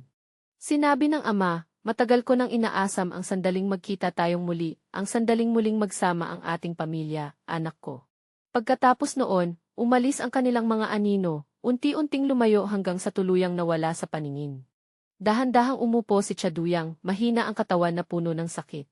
Marahil sa puntong ito ay labis ang kanyang sama ng loob, ngunit wala siyang magawa. Lumipat ang eksena sa bilangguan. Habang abala si Makyo sa trabaho, ginagawa niya ito ng buong konsentrasyon at seryoso. Lumapit ang isang tao sa kanya at sinabi, "Hoy, naabot mo na ang target mo ngayon, maaari ka nang magpahinga." Naiintindihan ni Makyo, kaya ang iba ay medyo naiinggit at nag-uusap-usap. Ang galing talaga ng kakayahan ni Makyo sa paggamit ng martilyo, parang. No direct corresponding sentence found in the provided translation segment. No direct corresponding sentence found in the provided translation segment. No direct corresponding sentence found in the provided translation segment. No direct corresponding sentence found in the provided translation segment. Biglang may isa pang tao na lumapit at sinabi, "Aba, dinala ko na ang kahon ng mga gamit." Sumagot ang kalbo, "Mabuti, ilagay mo na sa estante." Opo, ayon sa utos ng kalbo, may isang lalaki ang nagdala ng kahon ng mga gamit. Ngunit biglang tumigil siya na parang may balak. Napansin ni Makyo ang kakaibang kilos at tumayo upang magmasid. Biglang may narinig na tunog mula sa likuran, nahulog ang kahon ng mga gamit ng biglaan. Nakita niya ang isang matulis Translation cuts off here, no further text available. No corresponding translated content provided. No corresponding translated content provided. Biglang nagbago ang tingin ni Makyo, kitang-kita ang sama ng loob sa kanyang mga mata. "Naalala mo ba kung sino ako?" tanong ni Makyo ng diret. No corresponding translated content found in the provided translation. No corresponding translated content found in the provided translation. No corresponding translated content found in the provided translation. No corresponding translated content found in the provided translation. No corresponding translated content found in the provided translation. No corresponding translated content found in the provided translation. No corresponding translated content found in the provided translation. No corresponding translated content found in the provided translation. At may gusto akong pag-usapan tungkol sa balita na iyon. Tama, may ilang bagay din akong gustong itanong sa'yo tungkol sa balitang iyon. Yaon gun mini tip. No direct translation found in the provided text. Tama, may ilang bagay din akong gustong itanong sa'yo tungkol sa balitang iyon. Isvik if they ni ay, no direct translation found in the provided text. Totoo ba na pinatay mo ang 7 tao? Sitik in na the ta guys aventi. No direct translation found in the provided text. Tao that events tinihin ha. No direct translation found in the provided text. Si tian stai, machuan kapiran chung lidla cd. No direct translation found in the provided text. Haha, tiek the choin di tin. No direct translation found in the provided text. Napasikip ang hawak ni Makyo sa martilyo at sumagot ng maisama ng loob. Ano ba ang gusto mong sabihin sa tanong na iyon? Ano ba ang gusto mong sabihin sa tanong na iyon? Nagulat si Chaduyang at mabilis na nagsabi, "Huwag kang magkamali, wala naman. Kahit papaano mula pagkabata. Kahit papaano mula pagkabata." No direct corresponding segment found in provided translation. No direct corresponding segment found in provided translation. No direct corresponding segment found in provided translation. No direct corresponding segment found in provided translation. No direct corresponding segment found in provided translation. Tumingin si Makyo sa mga pako sa mesa at muling napaisip ng maisama ng loob. Napansin niyang ang kamay niya ay napilas dahil sa mga pako. Lumipat ang eksen sa gabi sa lugar na ito. Sa loob ng silid, lahat ay nakaupo at masayang nag-uusap. Ngayon, ang lalaking bida ay nakaupo ng malungkot sa isang sulok. Nag-iisip tungkol sa mga nangyari. Ang sinabi ay patuloy na umuukil-kil sa kanyang isipan. Ang tanging paraan para patayin ako ay kontrolin ang buong bilangguan na ito. Ang mga mata ni Chaduyang ay puno ng galit. Ang tanging paraan para patayin ang lalaking iyon. O at sumagot ng may sama ng loob, ano ba ang gusto mong sabihin sa tanong na iyon? Nagulat si Chaduyang at mabilis na nagsabi. Huwag kang magkamali, wala naman. Kahit papaano, mula pagkabata ay modelo ka naman sa paaralan, di ba? Habang nag-uusap sila, dumating ang isang gwardiya at sinabi, Hoy, tigilan niyo na ang usapan. Balik kayo sa trabaho. Mabilis na umalis si Chaduyang at nagpaalam, sige, magkita tayo sa susunod. Tumingin si Makyo sa mga pako sa mesa at muling napaisip ng maisama ng loob. Napansin niyang ang kamay niya ay napilas dahil sa mga pako. Lumipat ang eksena sa gabi sa lugar na iyon. Nasa loob ng kwarto. Nag-uusap ang mga tao ng masaya. Nakaupo si Chaduyang sa isang sulok, malalim ang iniisip tungkol sa mga nangyari. Paulit-ulit sa isip niya ang sinabi. Ang tanging paraan para patayin ako ay kontrolin ang buong bilangguan na ito. Puno ng galit ang mga mata ni Chaduyang. Ang tanging pa. No further translated content provided to match. No further translated content provided to match. No further translated content provided to match. No further translated content provided to match. Kayo sa trabaho. Mabilis na umalis si Chaduyang at nagpaalam, sige, magkita tayo sa susunod. Tumingin si Makyo sa mga pako sa mesa at muling napaisip ng maisama ng loob. Napansin niyang ang kamay niya ay napilas dahil sa mga pako. Lumipat ang eksena sa gabi sa lugar na iyon. Nasa loob ng kwarto, nag-uusap ang mga tao ng masaya. Nakaupo si Chaduyang sa isang sulok, malalim ang iniisip tungkol sa mga nangyari. Paulit-ulit sa isip niya ang sinabi, ang tanging paraan para patayin ako ay kontrolin ang buong bilangguan na ito. Puno ng galit ang mga mata ni Chaduyang. Ang tanging paraan para patayin ang lalaking iyon na nagsasabing siya ang aking ama. Iisa lang ang paraan para patayin siya. Pero saan ba ako magsisimula? Nag-uusap ang mga tao sa paligid, grabe, gutom na ako. Nakakainis yung menu na puro berde. Dapat ba nating i-report na nilalabag nito ang karapatang pantao? Sana may pizza lang ni.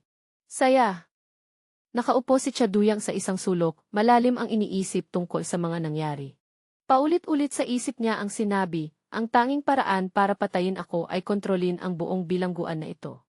Puno ng galit ang mga mata ni Chaduyang. Ang tanging paraan para patayin ang lalaking iyon na nagsasabing siya ang aking ama. Iisa lang ang paraan para patayin siya. Pero saan ba ako magsisimula? Nag-uusap ang mga tao sa paligid, grabe, gutom na ako. Nakakainis yung menu na puro berde. Dapat ba nating i-report na nilalabag nito ang karapatang pantao? Sana may pizza lang tayo. Kung ganun, masaya na ako kahit mamatay. Nakalimutan mo ba na nasa bilangguan ka? Yan ang wish, gago. Narinig ni Chaduyang ang mga ito at may pumailan lang na ideya sa isip niya. Wish? Biglang may narinig na mga hakbang. Isang lalaki ang lumapit. Uy, papun. Nakalimutan mo ba na nasa bilangguan ka? Yan ang wish, gago. Narinig ni Chaduyang ang mga ito at may pumailan lang na ideya sa isip niya. Wish? Biglang may narinig na mga hakbang. Isang lalaki ang lumapit. Uy, papunta na ang gwardiya. Tahimik ang lahat. Nagkatinginan sina Chaduyang at tatay, tila may iniisip. Tumayo si Thomas at lumapit sa pinto, Sir. Sagot ng gwardiya, ano nang nangyayari? Nagulat ang iba, bakit mo tinawag ang gwardiya? Nagsisiraan ka ba? Hindi pinansin ni Chaduyang ang mga salita at sinabi sa gwardiya, hindi naman mahalaga, pero ispatayin ang lalaking iyon na nagsasabing siya ang aking ama. Iisa lang ang paraan para patayin siya. Pero saan ba ako magsisimula? Sobrang sarap nito. Hindi lang siya ang kumain, pati ang mga kasama niya sa kwarto. Nagulat ang iba, bakit mo tinawag ang gwardiya? Nagsisiraan ka ba? Hindi pinansin ni Chaduyang ang mga salita at sinabi sa gwardiya, hindi naman mahalaga, pero may pizza ba dito? Sagot ng gwardiya, 7,179. Talaga bang nakalimutan mo o sinasadya mo? Ito ay bilangguan, ha? Nataka ang mga tao sa kwarto. Nagalit ang gwardiya, ibigay mo dito. Lumabas si Chaduyang na may hawak na masarap na pizza, may mga sinulid ng keso na nakakaakit. Gwardiya, ano nang nangyayari? Nagulat ang iba, bakit mo tinawag ang gwardiya? Nagsisiraan ka ba? Hindi pinansin ni Chaduyang ang mga salita at sinabi sa gwardiya, hindi naman mahalaga, pero may pizza ba dito? Sagot ng gwardiya, 7,179. Talaga bang nakalimutan mo o sinasadya mo? Ito ay bilangguan, ha? Natakot ang mga tao sa kwarto. Nagalit ang gwardiya, ibigay mo dito. Lumabas si Chaduyang na may hawak na masarap na pizza, may mga sinulid ng keso na nakakaakit. Habang kumakain, sabi niya, sobrang sarap nito. Hindi lang siya ang kumain, pati ang mga kasama niya sa kwarto ay nakatikim. Ang tagal ko nang hindi nakakain ng labas, sabi ng isa. Grabe, gusto ko nang umiyak, sabi ng isa pa. Salamat, Chaduyang. Sa isip ni Chaduyang, hindi siya makapaniwala pero totoo na ang tagapangasiwa ng bilangguan at ang gwardiya ay nasa ilalim ng impluwensya ng kanyang Ito ay bilangguan, ha? Natakot ang mga tao sa kwarto. Nagalit ang gwardiya, ibigay mo dito. Lumabas si Chaduyang na may hawak na masarap na pizza, may mga sinulid ng keso na nakakaakit. Habang kumakain, sabi niya, sobrang sarap nito. Hindi lang siya ang kumain, pati ang mga kasama niya sa kwarto ay nakatikim. Ang tagal ko nang hindi nakakain ng labas, sabi ng isa. Grabe, gusto ko nang umiyak, sabi ng isa pa. Salamat, Chaduyang. Sa isip ni Chaduyang, hindi siya makapaniwala pero totoo na ang tagapangasiwa ng bilangguan at ang gwardiya ay nasa ilalim ng impluwensya ng kanyang ama. Naalala niya ang sinabi ng obispo noon. Nakakagaan ng loob na ligtas pa ang ama mo, di ba? Trina, anak ko. Walang dapat ipag-alala. Pinapangalagaan nila ako, anak ng taong iyon, sa espesyal na paraan. Kailangan niyang malaman ang hangganan ng No corresponding translated content provided in the excerpt. No corresponding translated content provided in the excerpt. No corresponding translated content provided in the excerpt. Salamat, Chaduyang. Sa isip ni Chaduyang, hindi siya makapaniwala pero totoo na ang tagapangasiwa ng bilangguan at ang gwardiya ay nasa ilalim ng impluwensya ng kanyang ama. Naalala niya ang sinabi ng obispo noon. Nakakagaan ng loob na ligtas pa ang ama mo, di ba? Trina, anak ko. Walang dapat ipag-alala. Pinapangalagaan nila ako, anak ng taong iyon, sa espesyal na paraan. Kailangan niyang malaman ang hangganan ng mga kaya niyang gawin sa loob ng bilangguan. Habang kumakain at nagtatawanan ang mga kasama, may nagtaka, "Uy, Chaduyang, sino ka ba talaga? Ang astig mo. Baka ang ama mo ay isang kongresista. O baka apo siya ng isang opisyal." Hindi tumigil si Chaduyang sa pag-iisip. Para sa paghihig. "Uy, Chaduyang, sino ka ba talaga? Ang astig mo. Baka ang ama mo ay isang kongresista. O baka apo siya ng isang opisyal." Hindi tumigil si Chaduyang sa pag-iisip. Para sa paghihig di. May nagsabi ng iba pang pangalan mo, hayaan mo na siya, kakaiba ang ugali niya ngayon. Parang may kakaiba ba siya? Parang may mabigat siyang iniisip, ano? O baka may nangyari ba? Kinabukasan sa Tsenfi, habang abala ang lahat sa trabaho. Kasama si Chadu at Macho, hindi rin naiba. Nakatayo silang magkatabi habang nagtatrabaho. Ngunit ang mukha ni Chadu ay parang nawala ng kulay, tila nalulunod sa sariling mga iniisip. Biglang may narinig na malakas na tunog ng pagkakabagsak ng mga ginto. Mula sa likuran nila, may isang tao na nagdadala ng kahon ng mga kagamitan sa balikat. Sinubukan niyang magpatawa, ay napilayan ko ang kamay ko. Biglang bumagsak ang mga pako mula sa taas. Ang mga matutulis na pako ay bumagsak sa katawan ni Makyo, na mukhang medyo nasaktan. May ikawalo pa kaya tayong biktima, sabi ni Chaduyang. At ang gumawa ng kalokohan na ito ay walang iba kundi si Gomin. Hindi tumigil si Chaduyang sa pag-iisip. Sinubukan niyang magpatawa, ay napilayan ko ang kamay ko. Nakatayo silang magkatabi, pero mukha ni Chaduyang ay parang nawalan ng kulay, malalim ang iniisip. Para sa paghihiganti, gagawin ko ang lahat, kahit na anak ako niya. Mahigpit niyang niyapos ang mga kamao at nagpasya. Kailangan kong maging mas malakas. Para sa paghihiganti, hindi ako titigil sa kahit anong paraan. Ang abala ang lahat sa trabaho, kasama si Chaduyang at Makyo. Nakatayo silang magkatabi. Pero mukha ni Chaduyang ay parang nawalan ng kulay, malalim ang iniisip. Biglang may narinig na malakas na tunog mula sa likuran nila. May isang tao na nagdadala ng kahon ng mga gamit. Sinubukan niyang magpatawa. Ay, napilayan ko ang kamay ko. Biglang bumagsak ang mga pako mula sa taas. Ang mga matutulis na pako ay bumagsak sa katawan ni Makyo, na mukhang medyo nasaktan. May ikawalo pa kaya tayong biktima, sabi ni Chaduyang. At ang gumawa ng kalokohan na ito ay walang iba kundi si Gomin. Nagkunwaring aksidente lang ito, pasensya na, medyo clumsy lang ako. Pero galit na tumingin si Makyo kay Gomin at sumigaw, Gomin. Anong ginagawa mo? Nagkunwaring malungkot si Gomin, may isang nagsabi, Gomin, hindi ito katulad ng sinasabi mo. Tingnan mo ang mga mata niya. 3 pang tao ang nakatingin kay Makyo ng matindi. Nagkatinginan silang 4 na parang may apoy na lumilipad. Ang nasa gitna ay nagsabi, isa kang top assassin pero subordinate ko. Excited ako. Kaya pala sikat na bully ka dito, panloloko lang pala. Pero nanatiling tahimik si. Oh, panloloko. Alam mo ba, Makyo, noong bata pa tayo, sigurado akong naaalala mo pa ang masasayang alaala natin. Paano tayo naglalaro ng masaya? Hindi mo ba nakalimutan? Lumapit si Gomin kay Makyo nang walang takot, medyo mayabang at palabiro. Medyo natakot si Makyo. Pinindot ni Gomin ang ulo ni Makyo sa matulis na pako sa ilalim ng mesa at sumigaw. Pwede ba nitong ipaalala sa iyo ang mga nakaraang araw? Ang mga araw na iyon.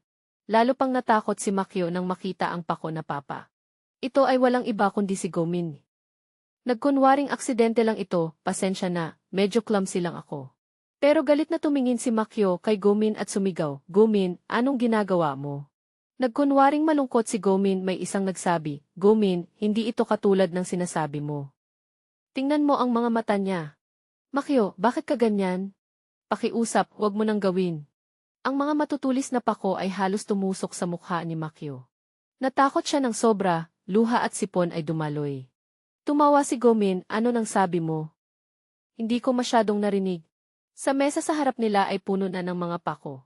Hindi tumigil si Makyo sa paghingi, pakiusap, ilabas mo na ako dito.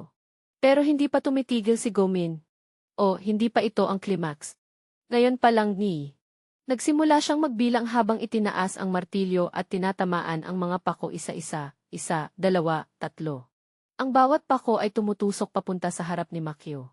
Marahil natakot na silang mga ito na umihi ng dugo, ang taba niya. Dito si Gomin ay hindi pa rin natatapos sa parusa, ngunit patuloy na pinapako ng malakas ang mga pako.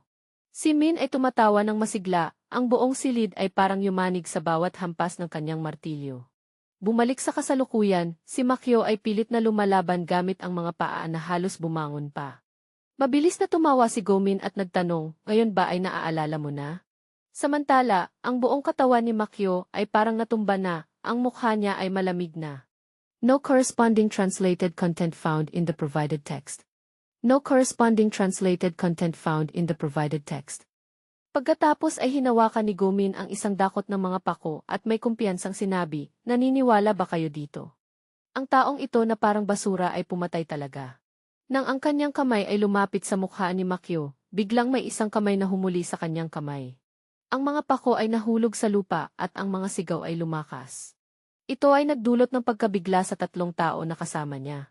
Si Gomin mismo ay nagulat nang may isang tao na nangahas na harangin siya. Kahit si Gomin ay hindi makapaniwala na may taong sumubok na pigilan siya. Maging ang pangunahing lalaki na nakatayo sa tabi ay nag-alala sa pagtutol ni Makyo.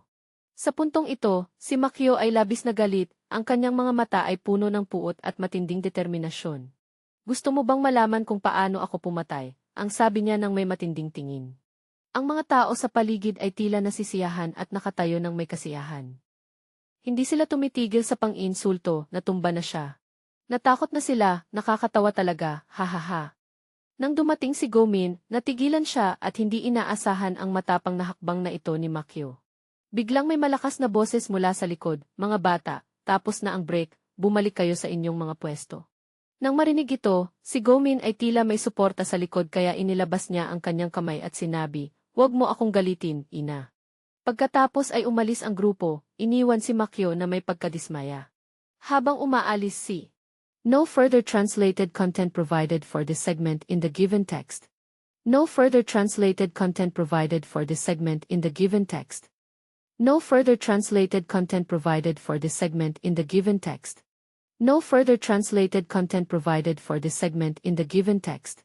Sinabi ng isang lalaki na may blonde na buhok, "Jesus at Buddha, sino kaya ang mananalo?" Sumagot ang isa, "O, hindi ba malinaw?" "Siyempre ako." Ang isa naman ay may salungat na opinyon, "Hoy, gago ka, alam mo ba? Si Buddha ang mananalo." Sabi ng isa, "Nakalimutan mo ba na binigyan tayo ng Diyos ng Chocopi, pero si Buddha naman ay nagbigay ng hamburger? Siguro ito ang relihiyosong digmaan." Tama na kayo, mga bata, magdiwang tayo ng mga pista ng relihiyon. Pagkatapos ng mga salita, umalis sila ng sabay-sabay, at ang silid ay naging kakaibang tahimik. Nandoon lang si Namchain at si Makyo sa loob. Nagtagal silang dalawa na nakaupo ng tahimik sa loob ng maikling panahon. Nagtagal silang nakaupo ng tahimik, walang nagsalita kaya ang hangin ay naging mabigat at puno ng tensyon. Biglang nagsalita si Chaduyang, "Salamat ha, kung hindi mo ako hinarang noon. Marahil ay magtatagal pa ako dito ng 1 dekada." Sumagot si Makyo, "Noon, nang tanungin mo kung bakit. Bakit bigla kang nagtanong ng ganoon?" Sumagot si Chaduyang, "May dahilan ako para umalis dito. Ang taong pumatay sa kaibigan ko ay ang aking malupit na ama. Hahanapin ko siya, kailangan kong maghiganti para sa babaeng mahal ko." Nang marinig ito, nagulat si Makyo at nagtanong, "Pero sinabi mo noon na ang ama mo ay nasa vegetative state." Malungkot na sinabi ni Chaduyang, "Mahaba ang kwento niyan. Pero dahil sa'yo, nakalabas ako ng mas maaga." "Salamat ha." Biglang nagalit si Makyo at sinabi, "Hoy, Tinut. Content not fully visible in the provided translation. Content not fully visible in the provided translation. Content not fully visible in the provided translation." May dahilan ako para umalis dito, ang taong pumatay sa kaibigan ko ay ang masamang ama ko. Hahanapin ko siya. At babayaran ko ang utang na loob para sa babaeng mahal ko. Sa wakas, umalis ang grupo at ang selda ay naging tahimik sa isang kakaibang paraan. Natanging si Chaduyang at si Makyo lamang ang naiwan. Nagtagal silang nakaupo ng tahimik, walang nagsalita kaya ang hangin ay naging mabigat at puno ng tensyon. Biglang nagsalita si Chaduyang, "Salamat ha, kung hindi mo ako hinarang noon, marahil ay magtatagal pa ako dito ng 1 dekada. Tatagal pa ako dito ng 1 dekada." Sumagot si Makyo, "Noon, nang tanungin mo kung bakit kita hinarang. Bakit bigla kang nagtanong ng ganyan?" Sagot ni Chaduyang, "May dahilan ako para umalis dito, ang taong pumatay sa kaibigan ko ay ang masamang ama ko. Hahanapin ko siya at babayaran ko ang utang na loob para sa babaeng mahal ko." Nagulat si Makyo at nagtanong, "Pero sinabi mo na ang ama mo ay nasa vegetative state." Malungkot na sinabi ni Chaduyang, "Mahaba ang kwento niyan. Pero dahil sa'yo, nakalabas ako ng mas maaga." "Salamat ha." Biglang nagalit si Makyo at sinabi, "Hoy, tinutukso mo ba ako? Paano mo masabi yan sa harap ng taong nakakulong ng 20 taon? Napailing si Chaduyang at nagmakaawa, "Aha, wala akong ganong ibig sabihin. Huwag mo akong intindihin ng mali. Pero nangangako akong babayaran ko ang utang na ito." Muling naging tahimik ang paligid. "Sinabi mo yan, sinabi mo yan, sinabi mo yan." Paulit-ulit na sinabi ni Chaduyang. "Ano ba? Hindi ba siya ang tinutukoy mo? Paano siya nakakapag-aral ng sabay sa atin? Nakakainis." Lumapit sila at nagtawanan, "Ho. Sa'yo, nakalabas ako ng mas maaga." "Salamat ha." Biglang nagalit si Makyo at sinabi, "Hoy. Tinutukso mo ba ako? Paano mo masabi yan sa harap ng taong nakakulong ng 20 taon? Napailing si Chaduyang at nagmakaawa, "Aha, wala akong ganong ibig sabihin. Huwag mo akong intindihin ng mali. Pero nangangako akong babayaran ko ang utang na ito." Muling naging tahimik ang paligid. "Sinabi mo yan, sinabi mo yan, sinabi mo yan." Paulit-ulit na sinabi ni Chaduyang. "Ano ba? Hindi ba siya ang tinutukoy mo? Paano siya nakakapag-aral ng sabay sa atin? Nakakainis."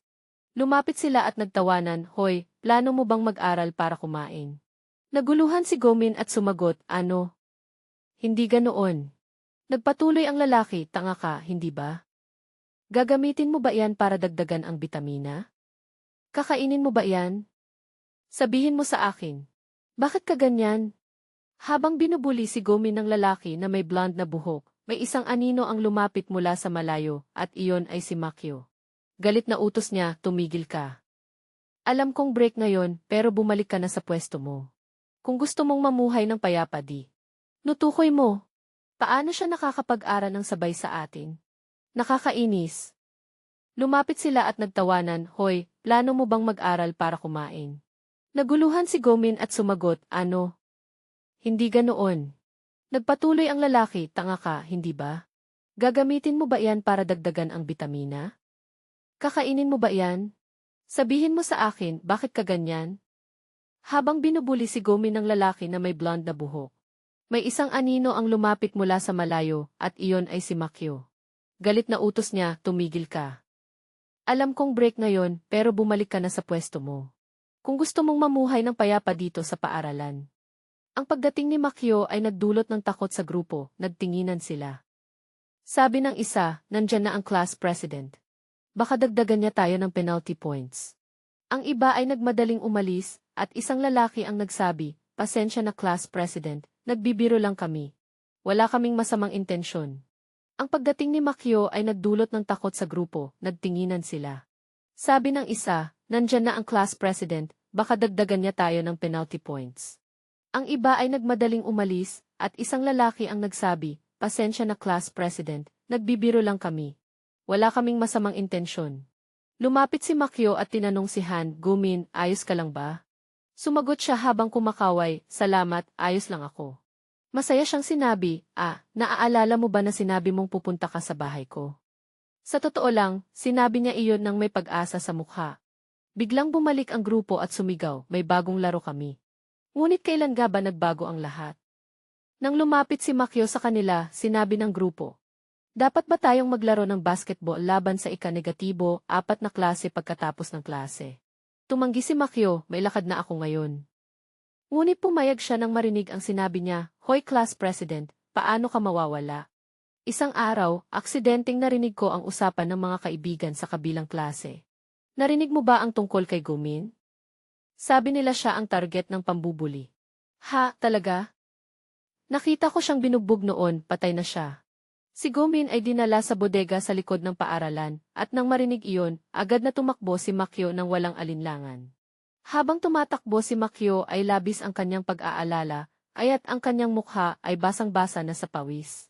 Sa wakas ay tila nakarating na siya sa lugar na sinasabi ng mga iyon. Pagod na pagod siyang huminga ng malalim, pagkatapos ay dahan-dahan niyang iniabot ang kamay upang buksan ang pinto. Nang mabuksan niya ito, sumalubong sa kanyang mga mata ang ilang mga taong may sabik. Sa kanila, sinabi ng grupo, dapat ba tayong maglaro ng basketball laban sa ika-negatibo, 4 na klase pagkatapos ng klase?